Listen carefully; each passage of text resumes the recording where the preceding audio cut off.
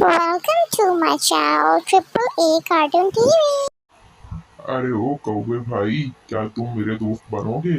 वो देखो वहाँ पीछे अपने, वहाँ पर मेरा घर है। वहाँ तुम मेरे साथ चलो, मेरा घर बहुत खूबसूरत है। वहाँ हम खूब खेलेंगे, बड़े मजे करेंगे, बहुत इंजॉय करेंगे। मेरे पास बहुत सारे खिलौने हैं और बहुत सारे खाने पीने की चीजें भी हैं। क्या चलते हो मेरे साथ?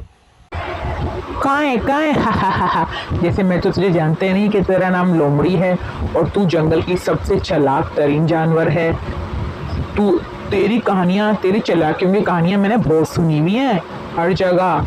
ठीक है ना, तू ऐसी लोगों को झांसे देकर अपने घर ले जाती है और उनको खा जाती है, पर मैं तेरे झांसे में आने वाला नहीं।